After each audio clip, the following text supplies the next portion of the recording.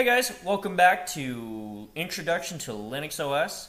This is going to be session 3 of the series. Again, I'm Kevin Downs and I'm very excited to have you back with us.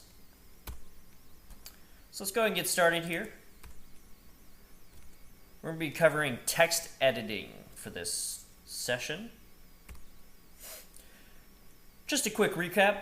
Last session we went over some basic user commands, logging in and logging out of our machine, command line editing, navigating the file system, viewing and copying files, as well as controlling the terminal.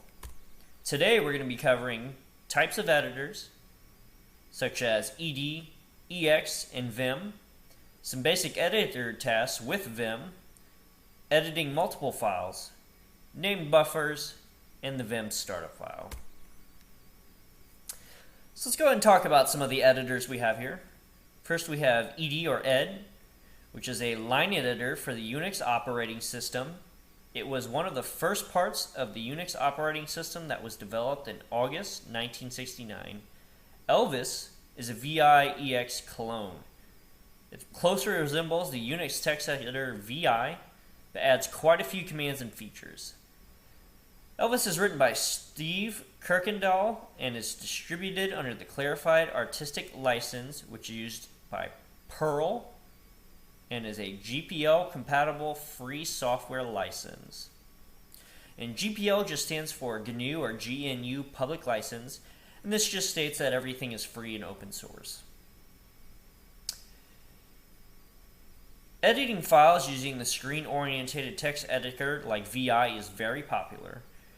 And because of this, we're going to pretty much focus on just VI and VIM in this class. An improved version of VI editor, which is called VIM, VIM, which is available now. It stands for VI Improved, okay, and that's where VIM comes from, VIM.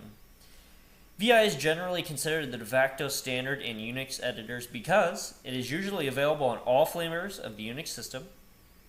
Its implementations are very similar across the board. It requires very few resources, and it is more user-friendly than other editors such as ed or ex. Nano is a typical text editor for Debian, a Linux distribution, and is mostly used in Debian and FreeBSD systems. VI is the first version of the editor, which was introduced in Fedora 6. Later, it was implemented on CentOS and Red Hat, which are Fedora-based Linux distributions. Vim is the second most advanced version of VI, which is introduced in Fedora 12 and later introduced in CentOS 6 and Red Hat 6 in the later versions. For this class, we're going to need to manually install Vim to use it. I will demonstrate how to manually install Vim on your Ubuntu system. And we're going to learn how to create a file using Vim. We're also going to learn about the copy-paste function with Vim, editor, and shell. And we're going to learn how to exit from Vim and how to save files in Vim or to search any specific word via Vim and many shortcuts and tricks of Vim.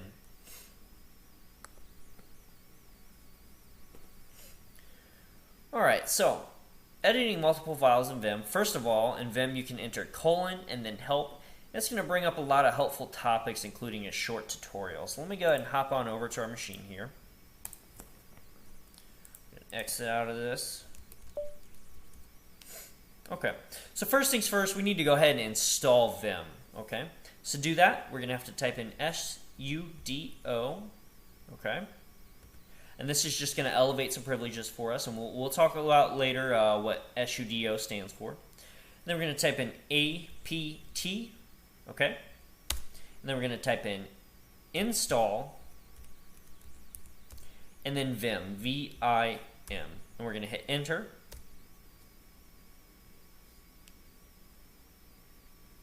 Okay, so you're going to see it went through some processes for us here, and now Vim is installed on our machine. Okay, let me scroll up for you so you saw all that download, and now Vim is installed. Okay. Let me clear my screen here, get some space back. So if I go into Vim, let's just type in vim test, and I type in escape. So I hit escape on my keyboard, and then colon, and then help. I type in help, and you'll see it at the bottom here. Let me shorten my screen here so you can see the full thing.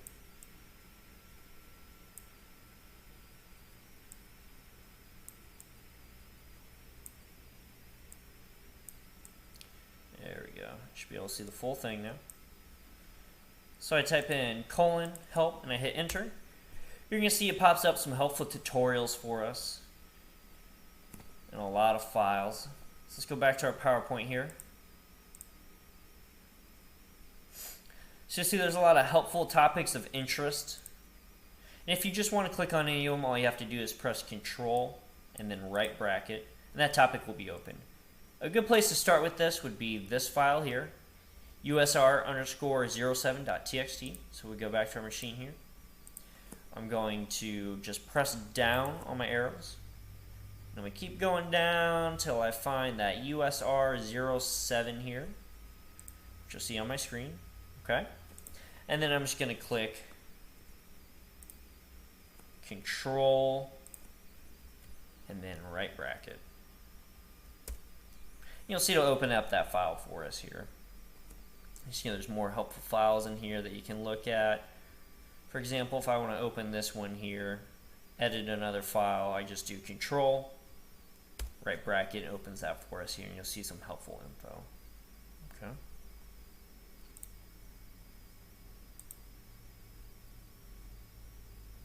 So after you start Vim with a list of files, you can move to the next file by entering next or in for short. Now when I do that on my machine, so I gotta hit escape and then colon sign, and then I'll type in next.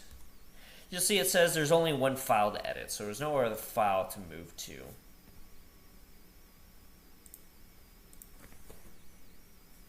You can also go to previous files by typing in previous or W previous.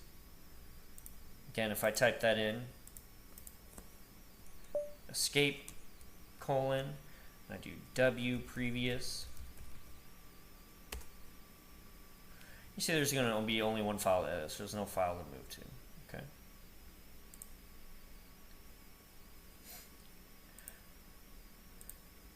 Now when editing multiple files, if you ever get lost or need to know which file you're actually at, it's helpful to type in colon ARGS, and it'll tell you what file you're currently editing.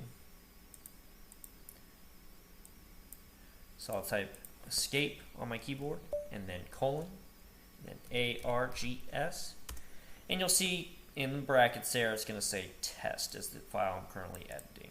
Okay.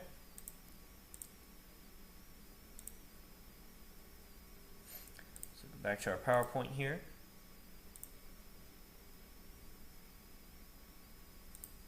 So our next slide, we're going to talk about named buffers.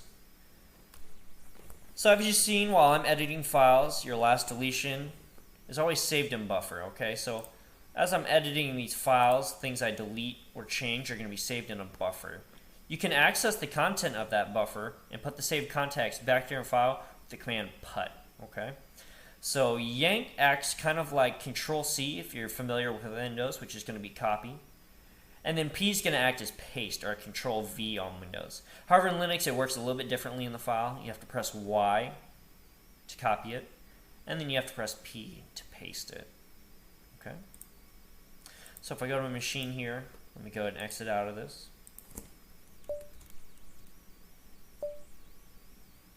Oops.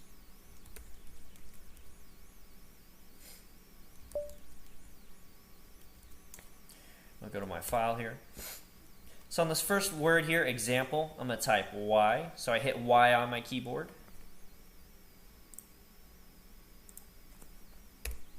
And then I'm going to move down one line, and I'm going to press P on my keyboard. Sorry, P, the letter P. And you'll see there, paste the word example in there. Okay, so that's a quick way to copy and paste words in this Vim editor. Let's go back to our PowerPoint here. You can use the colon file new name to change the buffer name. For example, you can change it from help to file or F. And you can set the current file name to name. The optional exclamation point or bang. Anytime you hear someone use the expression bang in Linux, they're talking about the exclamation point. This avoids truncating the message as with file. If the buffer did have a name, the name becomes the alternate file name. An unlisted buffer is created to hold the old name. Now, as far as this part goes, guys, I wouldn't worry too much about this. This isn't something that's commonly used, so from here down, changing the buffer names, typically this isn't something that you're going to be using too often when you're using Vim. Instead, I would focus more on the yank option here, as well as the P option here. You also see here that we have our deletion. So if I type in D, it's going to delete a line. So if we go back to my VirtualBox here, and I want to delete that second example I put in, I just hit DD twice, and you'll see the line gets deleted. Okay. Let's go and go back to our PowerPoint and move to the next slide here.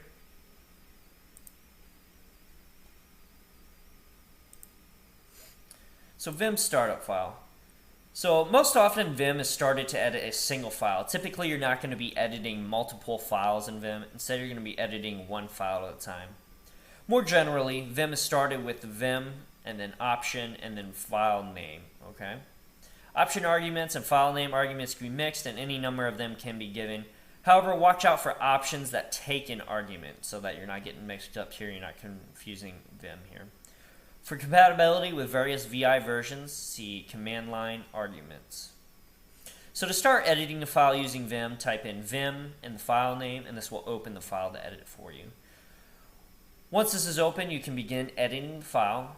Once in the file, you need to enter insert mode by clicking the letter I on your keyboard.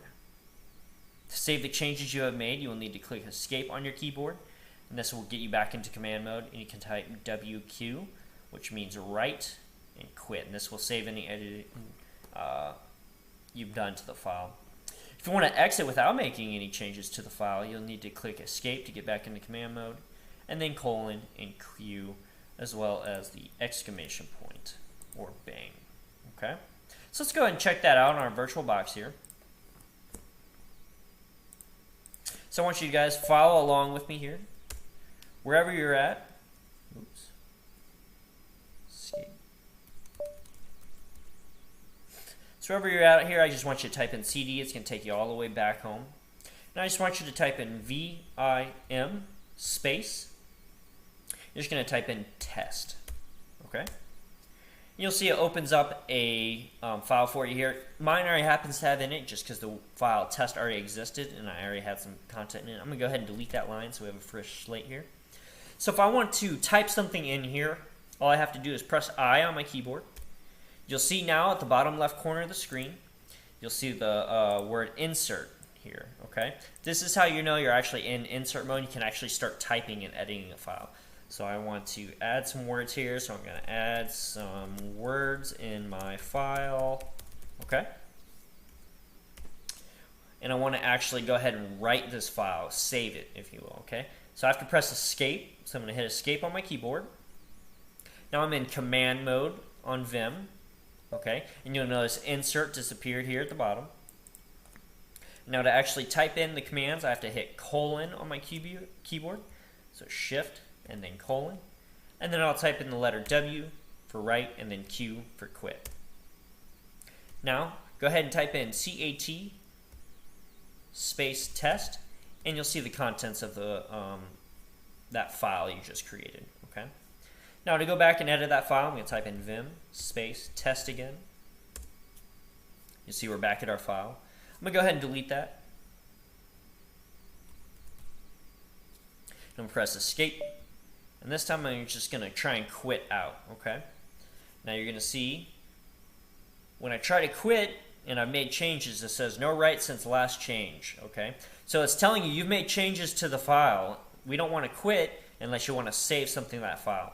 If you're saying, hey, I just want to quit anyways and I don't want to save anything, go ahead and escape again, colon, Q, and then the exclamation point, and this will actually exit the file without making any changes. So I'll hit enter, and again, I'm going to open that file back up, Vim test, and you'll see that our words are still there. Okay, so that Q exclamation point actually exits the file without making any changes to it, okay? If I wanted to make changes to it, so I want to delete this, I would hit escape, right, quit, and then I go back to that file.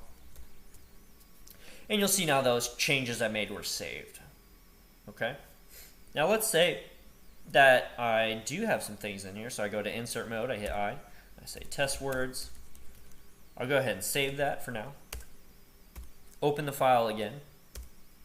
Now let's say I just want to quit. I haven't made any changes. I hit escape and just the letter Q.